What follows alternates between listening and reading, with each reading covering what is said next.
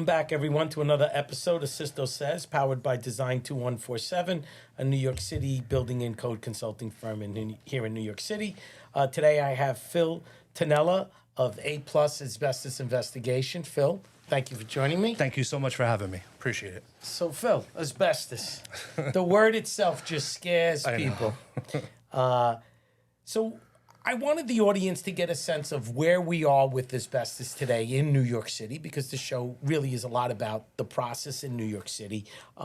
Gives my age away because, you know, you're a lot younger than me. And when this law came into effect way back when was in 1987.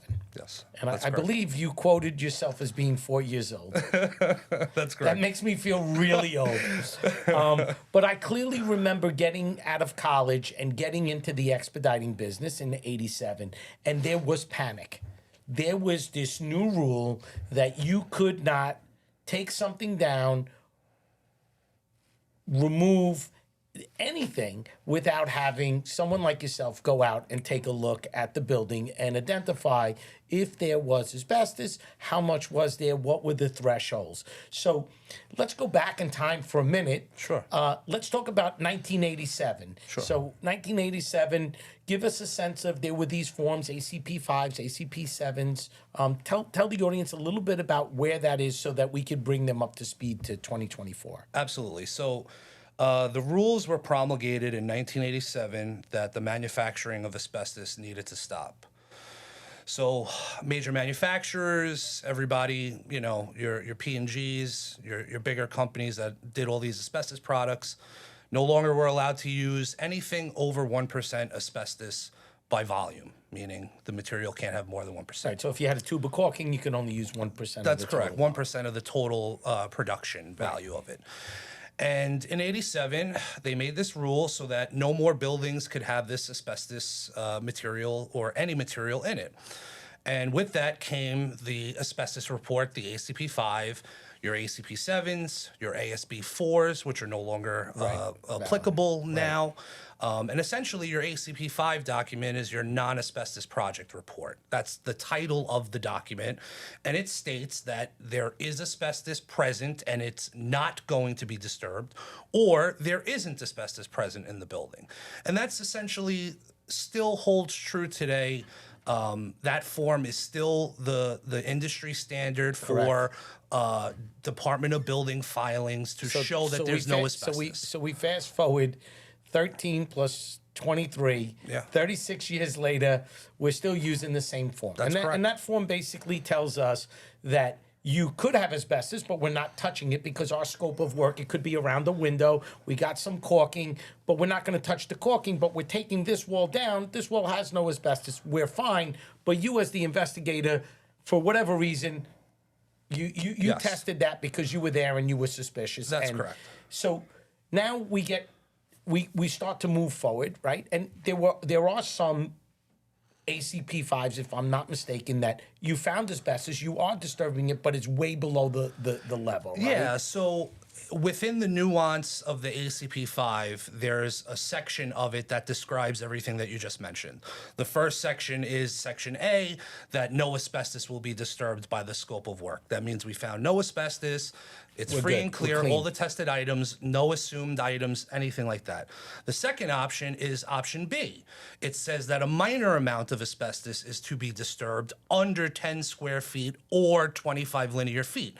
What that means, simply put, is just as the example that you gave.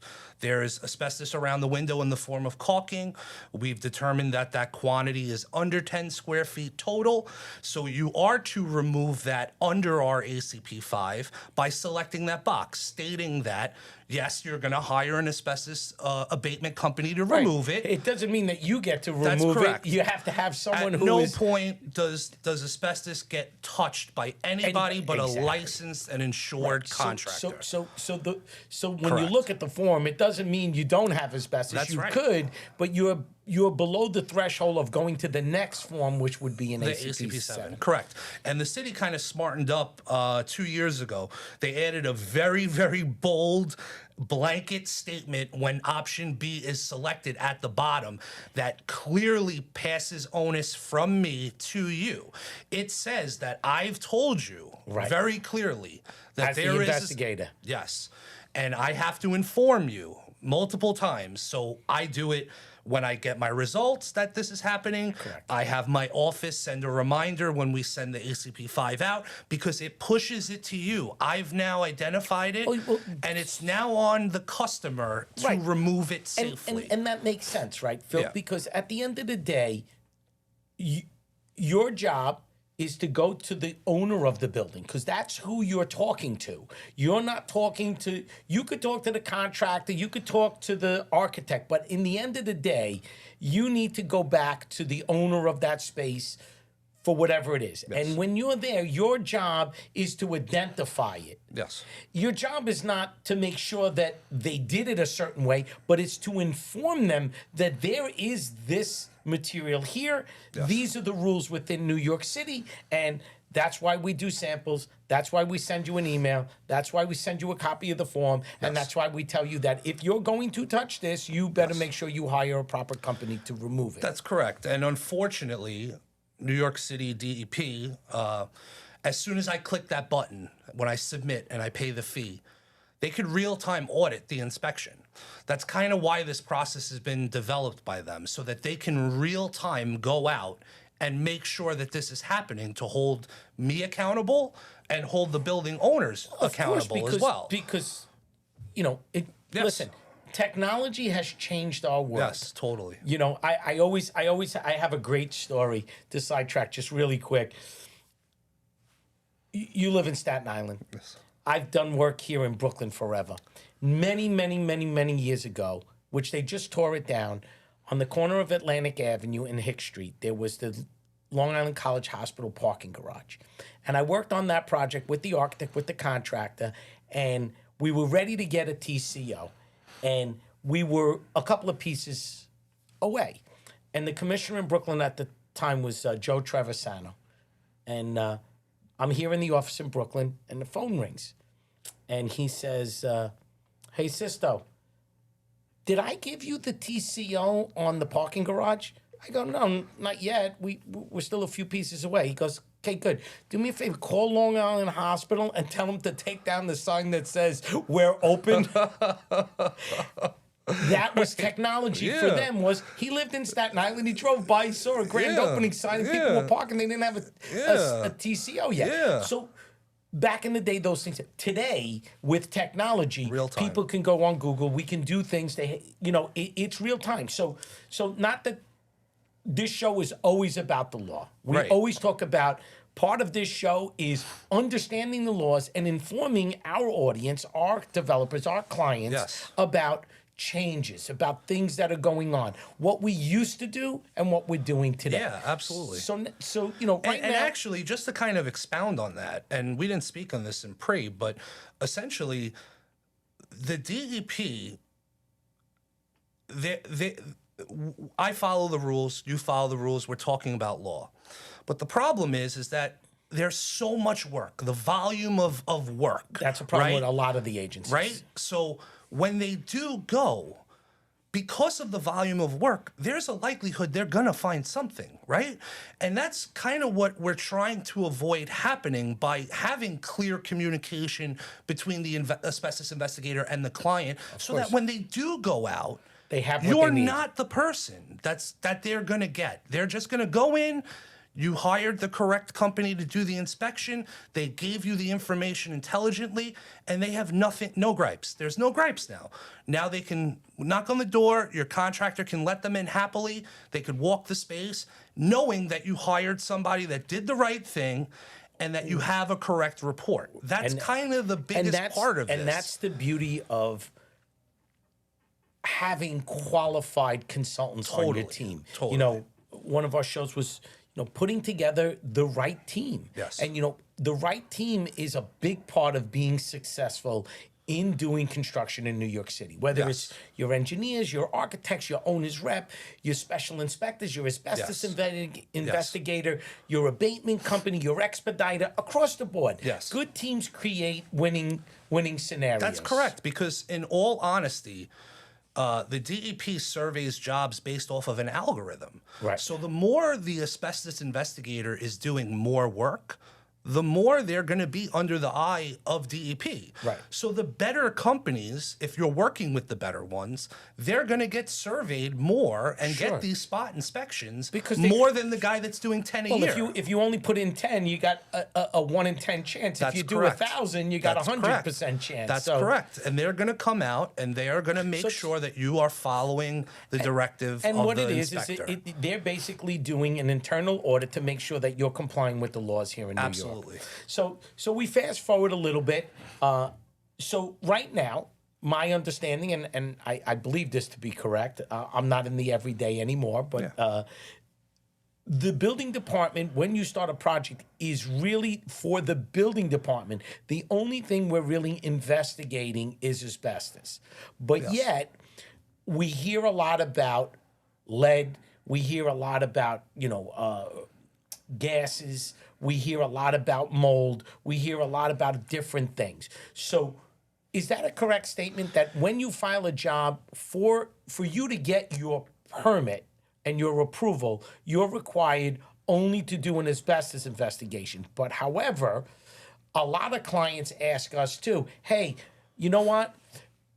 Our owner's rep is saying you should test for lead and mold Yeah. also. Yes. So, Yeah. so tell us a little bit Yeah, about that, and so, just please, yeah. just if you could, I wanted to be comfortable with you that I'm course. saying the right thing about what the DOB absolutely. wants. What you said is 100% accurate.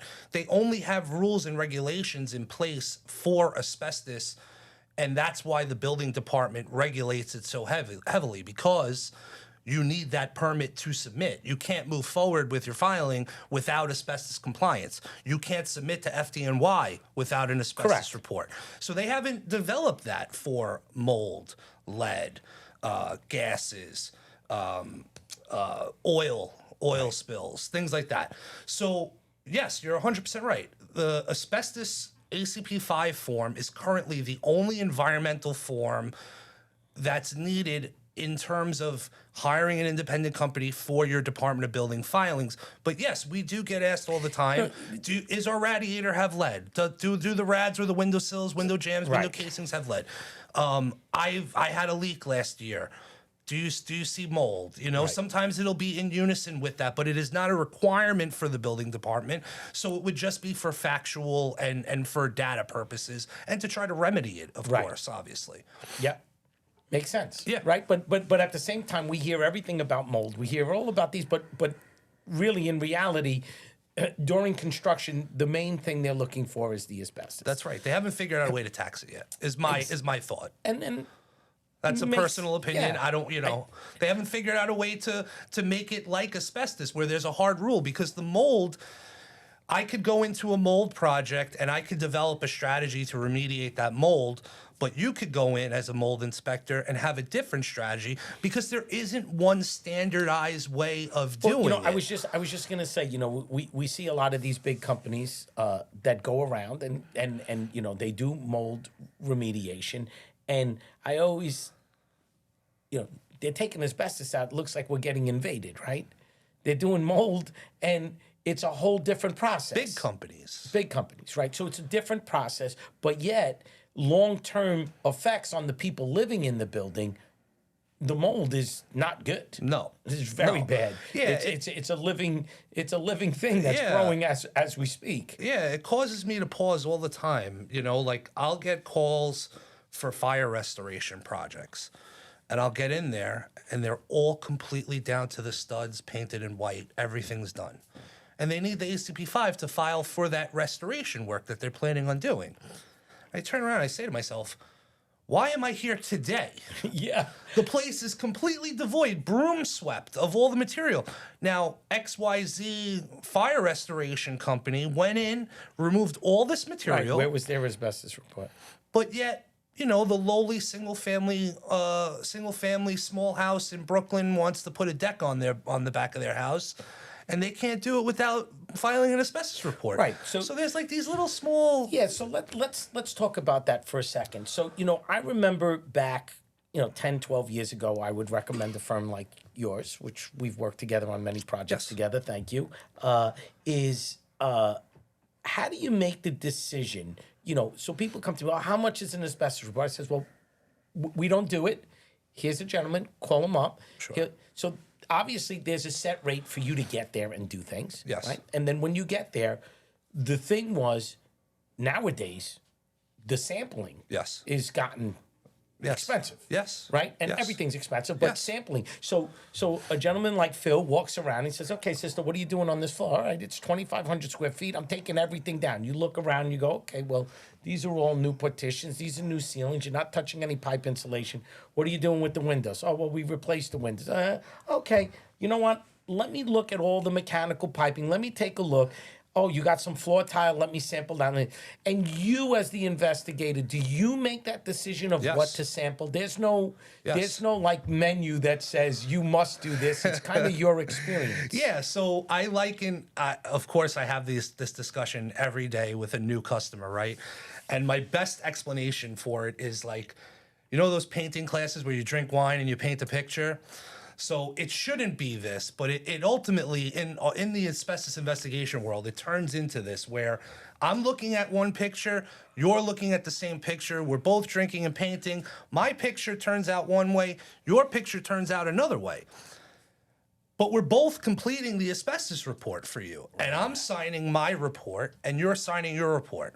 So it's really up. There is a subjective. standard. It is subjective, but there is a standardized protocol Correct. that we adhere to. There's a minimum protocol which is in place. But yes, for me, I like having data. Data will always save you. You can never say I go to the plate for my customers because I know we took the data that's needed for the report. Whereas somebody may feel, that looks like peel and stick 12 by 12 tile from Lowe's. I'm going to sample it because there's no manufacturer's information on the back of it. Right. He may just say, it's peel and stick. I'm walking past it. I'm not going to sample Correct. it. So that's but where- you need to sample that Right. material. So that's where your That's expertise. the reality. But one of the things that I was always intrigued about, and a good friend of mine was in the boiler business also, and he was an asbestos investigator, and he and I took a pickup truck with boxes and boxes and boxes. They did 1,000 boilers a year to his dad's warehouse. We have moved those boxes now 4 times because I don't know what the statute of limitation was, Right. but I believe at that time it was like I couldn't be misquoting this, Phil, Yeah, but yeah, I don't want to yeah, exaggerate. I gotcha. But I know it was at least 20 plus years. Yes. So tell us a little bit about that, because I was like, wait a second. Your taxes is 7 years, but asbestos is like 30 years or 20 Yes. years. Yeah. So tell us now what that rule is, because not only do you do it, not only do you sample it, not only do you put your license on the line, but you have this major responsibility Yes. of protecting that data. Yes, that's correct. So the record keeping requirement for an asbestos report is 30 years. It is 30. See, I thought I was losing it. So back in the beginning when we started, it was paper filing. Right. But now we have servers, right? And our record keeping is everything. I tell everybody, and this even goes for plumbing, it goes for construction. 90% of our job is the paperwork. 10% is the actual work. Right. Anyone could do the work. Right. Anyone could take the samples correctly. Right. Anyone could do it. But the way that we store and keep and produce our records is proprietary to us. Of course. And it safeguards you forever because we have that data, similar to you and your microfilm, right? Well, Fran, the producer, who's in the background here, that was one of the things we talked about, that, your data and your information is yours. Yes. And you need to protect it as it's yours. Yes. Because it has value. Yes. It has value to you. Yes. For your business. It has value for your values of how you approach your Yes. business. It has values for your integrity Totally. of your business. And same thing holds true. For us, people call us after 37 years. We just got a job the other day, I think it was at Pratt, and they said, hey, we're looking for these. Yeah, we have it. And they're like, what do you mean? Amazing. You're the institution. You don't have your own records. But I know. It happens. Institutions are tough. Right, they're but yes. anybody, Yeah, people absolutely. don't remember where their survey is, but we do. Yeah, and the best part about my end of it, similar to yours, is that if the space hasn't had any change from when I did the asbestos inspection, unless the sampling amounts have changed, whereas we took 2 samples, now Now the you need requirement 4. is 3. Right. My sample reports are good. My data is good, meaning if I went to your space 2 years ago, I have my record, I do a walkthrough, I confirm all of my locations, I don't need samples anymore. Right. I have the data. So there's merit in longevity. There's Sure. merit in having a company that's not a fly-by-night. You don't know what they're doing, where they're going. And there's merit in making sure that the people that, again, you said it, your team, right?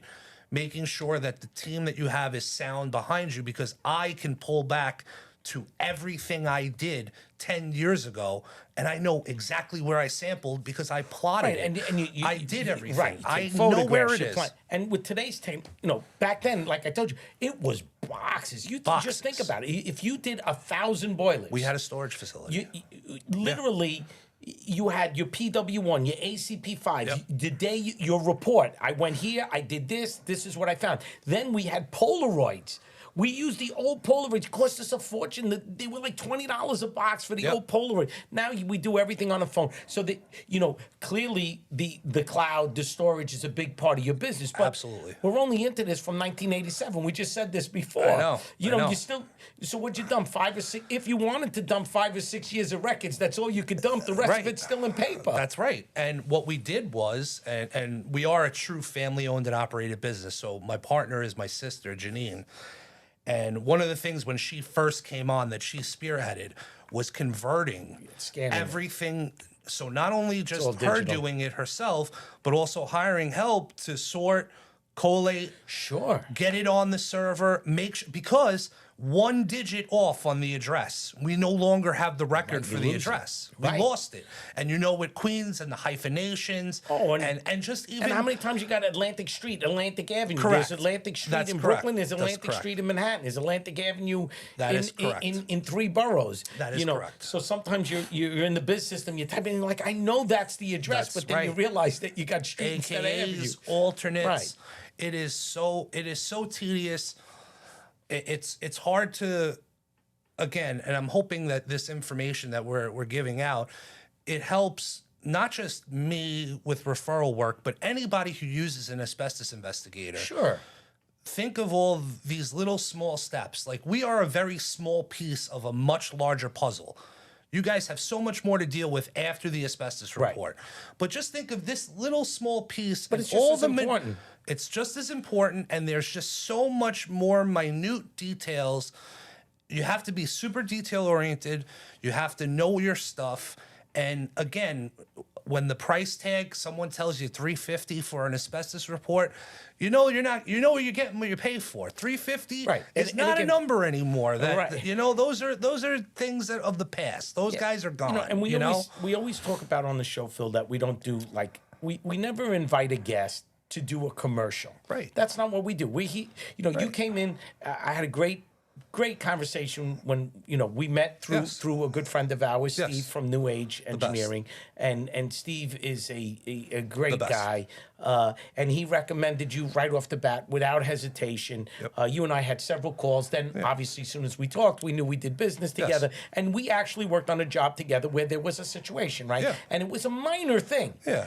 but a minor trip up in our business, in your business, we're all in the same place, right? We're working on specific floors, and at the last minute, the architect, I think, realized that they had to do work on another floor. Yep. And it was just a floor above. It was something like a riser or something for a standpipe or something. But our team realized that we wrote floors 3, 4, and 5. Right. We called the architect and said, "Are you working on floors?" This is not verbatim, Yeah, but it was yeah, similar. yeah, yeah. I'm just reenacting Of course. it. It was 3, 4, and 5. Your report had 3 and 4. They never sent you the drawing for the 5th floor. Yeah. Your response was spot on because I clearly remember seeing the email saying, "Hey, I could write you another report, but I need to go there." Yeah. You can't just tell me add the 5th floor. Right. So you went from where you were, you went to Manhattan, you went to the high school, you got to gain access, you went, Yep. you looked at the plan they sent you, Yes. you came back to us and says, "Look, I'll work tonight, I'll have it ready for you in the morning." Yes. Bingo. You didn't need to take a sample because what it was didn't Right. require, but you Right. didn't just write the form. That's right. And I think that is exactly how sometimes you say, "Well, what's the big deal? It's only the floor, but we've everything. only got one pipe." But that's everything. not the way the law is written. Exactly. That's not the way we file our jobs. One That's not the disturbance. right. That's not the way you do your business. That's right. So, in the simplicity of it, no big deal. Right.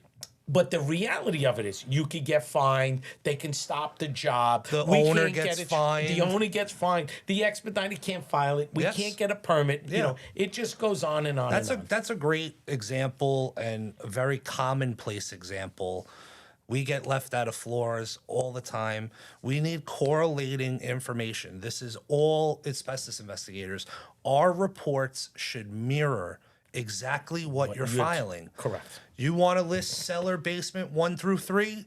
I need cellar basement 1 through 3. And the I way need to we do understand that, what you're doing on those floors. exactly. And the way we do that is simply by a visual inspection, and then if there are With materials, a set of plans. You Exactly. can't do, you can't do it can't without do a set of- anything without with a set of plans. A verbal is only as good as checks in the mail, right? That's right. So I mean, with that being said, what you're saying is totally accurate. We need to be on the same page as you. No doubt. So we have a running dialogue on the show. A good friend of mine who I quote every week. He's going to have to start to pay me royalties soon as we keep getting the shows. Andrew Peters is a good friend. He works for Curry and Brown, and he does project estimating. When customers come to him with nothing, clients, and say, "Hey, I want to build a new lab building," and he has to take old and new and give them an idea that this building's going to cost them $30 or $40 million, and they need to go raise the money to build the building. But he has nothing. Right. He has foresight, and he has old information and new information. And one of the things that he always says, everyone goes, "Well, this is what we paid last time." And he says, "Listen, you got to look. You don't look backwards. You got to look forward." But this week I heard a great line while I was on vacation that one person said, the reason your windshield is bigger than your rear view mirror is because you need to look forward, I like that. not that. in the rear. Yeah. So here we are. You've been doing this quite a while. I've been doing it a long time. Tell me what you think 2024 brings. Is there going to be some changes with the asbestos? What are you hearing? Is DEP going to generate some new rules? Have they made it? We got a lot of local law 97 stuff coming up. People are going to be touching radiators. They're going to be touching ceilings. They're going to be putting in electrical work. You're not exempt because you're doing electrical work that you can rip open a wall and just run conduits. Well, if we're moving radiators and we're taking radiators out and we're going to be putting in split units over the next 5 or 6 years, how are we adapting to going back to a lot of these old buildings that were never renovated? Ever. And they definitely were prior to 87. And we're going to, over the next 6 years, be ripping roofs off. We're going to be doing a lot of things that are going to be in the domain of asbestos. Yeah, absolutely. I mean, I think in the vein of what you're saying, everything is starting to just become more detailed. Everything is more now, right? Well, I think technology helps us. And I think the push towards environmentalism is strong, especially with the move towards electric, or what they're Just a trying to greener do. world. Exactly. And with that is getting rid of some of the stuff that is dangerous. So I think in 2024, I feel like DEP is pretty set in what they have in terms of regulation and how they want the sampling done. I think that the last change that they made 2 or 3 years ago was pretty solid, and that foundation is going to be good. They're going to change a little bit of the processes on the abatement side, not my area, Right. but definitely the abatement side with confined space and things like that. So for our customers going forward, what we've been doing over the last few years is pretty status quo as we go into 2024. You're believing that last change is set a really good standard for us to abide by, and it's probably not going to rock the boat this year. What I think this year is going to be more stability. I think they're going to push towards adding more materials to the list of no-no, meaning I see fiberglass coming on the horizon, which would be unbelievable. I'm sure you can understand, considering how much fiberglass has been installed, but it's very dangerous. Anyone that's worked with it knows how difficult it is to negotiate. You got to take a cold shower. It gets in your arms. It gets in your face, your eye. So I think that would be the one thing that I see kind of happening is the push to getting rid of fiberglass and more to foams and rubbers.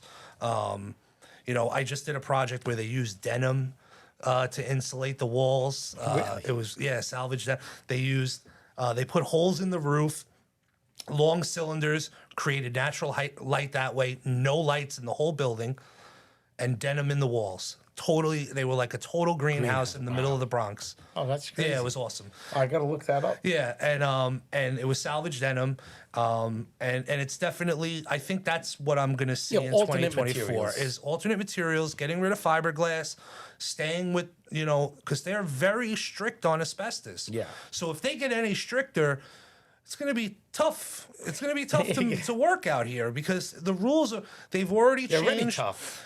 They already changed what the asbestos abatement contractor is allowed to do working in wet walls and column walls because they consider those shafts air shafts. So now they have to protect differently. Right. Simple 2-day projects are getting expounded into 4 or 5-day projects. So I think for the most part, they're going to stay with what we have in 2024.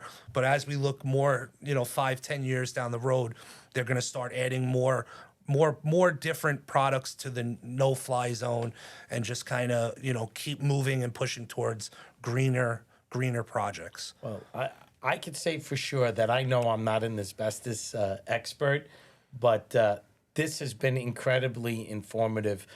Phil, I would say this in the most proud and encouraging way.